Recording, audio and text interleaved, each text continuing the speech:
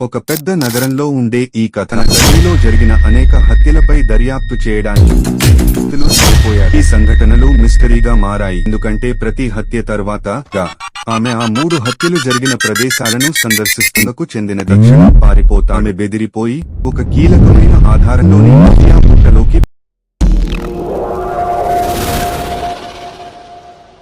ఒక పెద్ద నగరంలో ఉండే ఈ కథ శ్రద్ధ అనే యువతి చుట్టూ తిరుగుతుంది. శ్రద్ధ ఒక ప్రైవేట్ డిటెక్టివ్. ఆమెకు క్రైమ్ సినిమాలు మరియు పుస్తకాలు అంటే చాలా ఇష్టం. ఒక రోజు ఆమెకు ఒక క్లయింట్ అనగా రామ్ అనే వ్యక్తి తన గల్లీలో జరిగిన అనేక హత్యలపై దర్యాప్తు చేయడానికి ఆమెను కోరుతాడు. రామ్ చెప్పిన కథ ప్రకారం గత నెలలో గల్లీలో 3 వ్యక్తులు చనిపోయారు. ఈ సంఘటనలు మిస్టరీగా మారాయి ఎందుకంటే ప్రతి హత్య తర్వాత హంతకుడు ఒక ప్రత్యేకమైన గుర్తింపును వదిలి వెళ్లాడు, ఒక నల్లటి గాజు మాస్క్. ఈ విషయం తెలుసుకున్న శ్రద్ధ దర్యాప్తుకు సిద్ధమవుతుంది. ఈ మొదలైన తర్వాత శ్రద్ధ తన పరిశోధనలను ప్రారంభిస్తుంది. మొదటగా ఆమె ఆ 3 హత్యలు జరిగిన ప్రదేశాలను సందర్శిస్తుంది. ఇక్కడ ఉన్న సాక్షులు ఆమెకు అనేక ఆసక్తికరమైన విషయాలను చెప్తారు, అని అందులో ఒకటి అత్యంత విచిత్రంగా ఉంది. ఈ హత్య జరిగిన రోజు ప్రదేశంలో ఒక నల్లటి కారు కనిపించింది. శ్రద్ధ ఆ కారు గురించి మరింత సమాచారం సేకరించడానికి నగరంలో ఉన్న కార్ డీలర్ ను సందర్శిస్తుంది. ఇక్కడి వారు ఆమెకు అర్థం చేసుకుంటారు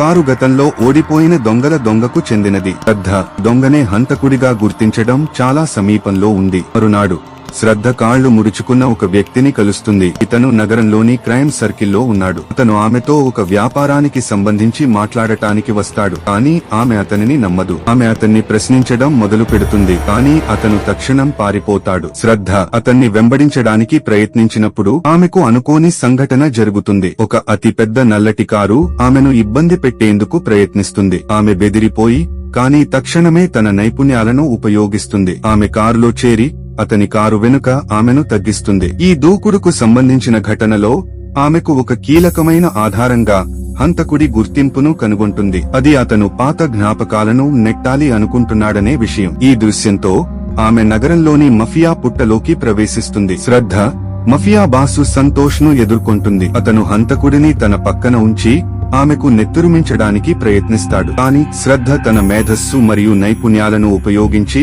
సంతోష్ ను మట్టికరిపించి హంతకుడి గురించి సమాచారం పొందుతుంది. అంతేకాకుండా ఆమెకు తెలిసిన నల్లటి కారు మఫియా సభ్యులదిగా మారుతుంది. ఆమె ఆ కారు వెనుక నడుస్తుంది మరియు ఆ మఫియా గూళ్లను కనుగొంటుంది. అక్కడ ఆమె హంతకుడిని తన చేతిలో ఉంచేందుకు ప్రయత్నిస్తుంది, కానీ అతను ఆమెను బెదిరించడానికి ప్రయత్నిస్తాడు. ఈ సమయంలో ఆమెకు మిత్రులు పోలీసు విభాగం చేరుకుంటారు. వారికి సహాయం, వ్యూహాలు మరియు ఒక దృఢమైన పోరాటం జరుగుతుంది. చివరకు శ్రద్ధ మరియు ఆమె మిత్రులు నిందితుడిని పట్టుకుని పోలీసులకు అప్పగిస్తారు. ఈ సంఘటనతో శ్రద్ధకు తన నైపుణ్యాలను మళ్లీ ధృవీకరించుకోవడానికి మరియు క్రైమ్ నిరోధానికి తన కృషిని కొనసాగించడానికి కొత్త ఉత్సాహం వస్తుంది. ఈ కథలో ధైర్యం, నమ్మకం మరియు స్నేహం ఎంత ముఖ్యమో తెలుస్తుంది.